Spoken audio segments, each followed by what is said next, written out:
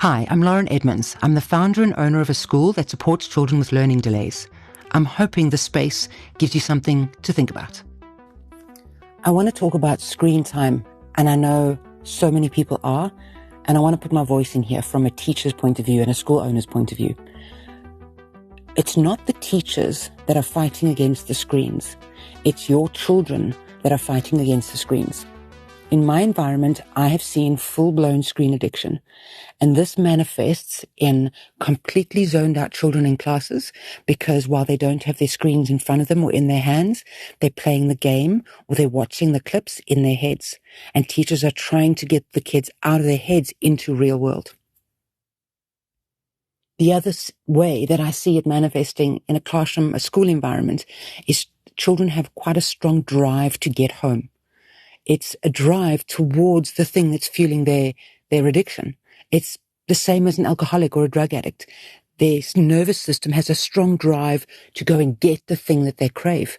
And I've seen it in children where they will create anything in a school environment in order to make sure they get home so they can get onto their screens. Now, if that isn't a full-blown addiction, I don't know how else you would describe an addiction. So the problem with all of this is that the addiction starts doing the talking rather than the child or even the child's parents or even the teachers. The addiction starts to rule the child. They're no longer learning. They're completely switched off to life, and they're not regulated. They're switched off. Their brains have literally turned off. They're not thinking. They're not exploring. They're not problem solving. They're not moving their bodies. You have a child that you have taken the power for their nervous system, for their life power, and you've unplugged it every time you give them a device. Now, this is not true for all children because I see so many children that have limited access to devices and that aren't driven by the need to get back in front of the screen. But I've seen way too many children who are driven to get back in front of the screen because it's the way their brain starts thinking. It can't remember things for very long. It can't regulate itself. It can't inquire or think for itself. So the brain literally can only function in the short, sharp, screen-based activities. It no longer has the capacity for the rest of life. And then we want to, change the education system? Yes, that might need to be changed. We want to blame somebody else.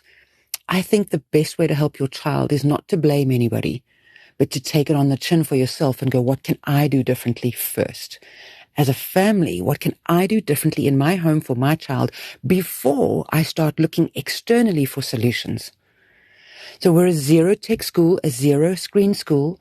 The only reason I run an aftercare is to try and keep children off their screens for longer in the day. They play with mud and sand. They climb up trees. They play in the jungle gym. They do arts. They play imagination games. A tree was cut down in our school the other day. They got to watch that. We saved so many of the pieces of bark that they are now stepping stones. Imagination is coming out. It's a beautiful thing.